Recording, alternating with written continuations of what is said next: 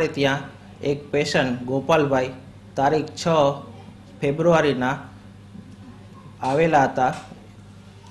आ दर्दी इलेक्ट्रिकना काम करता थांभलामांथी 30 फूटनी हाइटथी पड़ी गेला। आ ईजाने लीधे तेमने माथामां गंभीर ईजा थई हती, मोढाना भागमां ईजा थई हती तथा डाबी बाजू थापामां अने बेय बाजुना पेनीना भागमां हाडकामां फ्रेक्चर थयेलुं हतुं। हवे आ दर्दीनी कंडीशन अति सीरियस हती।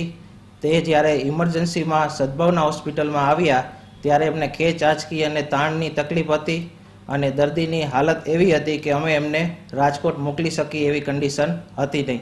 जो राजकोट मोकलीए तो आ दर्दीनुं रस्तामां ज एम्ब्युलन्स में मृत्यु थई शके तेवुं हतुं। आथी आ दर्दीनी सारवार अमे सद्भावना होस्पिटल में ज करवानुं नक्की कर्युं। दर्दीना सगाने पूरी आगळनी कार्यवाही समझावी अने दर्दीनो सीटी स्केन ने बधुं कराव्युं। आ सीटी स्केन में दर्दी ने मोटुं हेमरेज आव्युं। आथी दर्दी ने तात्कालिक धोरणे प्राइमरी सारवार आपी अने वेन्टिलेशन पर शिफ्ट करवामां आव्या।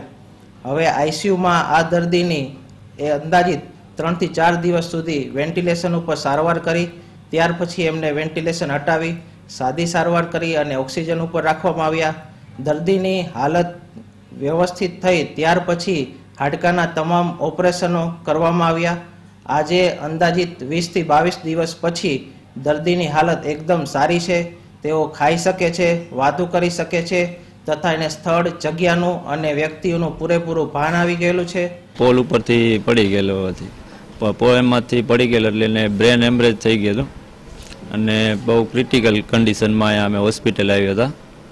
પછી એને સાહેબ દ્વારા સારવાર આપવામાં આવી અને એને સારી એવી રિકવરી મળી ગઈ। બ્રેન હેમરેજનું જેથી બધા બ્રેન હેમરેજ થાય તો બધા રાજકોટ તરફ જ જતા રહીએ, વોકાર્ડ છે કે મોટી મોટી હોસ્પિટલોમાં, પણ અહીંયા અમને સદભાવના હોસ્પિટલમાં પણ સારી એવી સારવાર મળી ગઈ અને અત્યારે એ ભાઈને રહે ને એકદમ સારું થઈ ગયું છે। બ્રેન હેમરેજ પછી પણ એને પગમાં મોટા ફ્રેક્ચર હતું, એનું પણ મોટું ઓપરેશન આવેલું, એ ઓપરેશને પણ સાહેબે સારી રીતે પૂરું પાડેલું।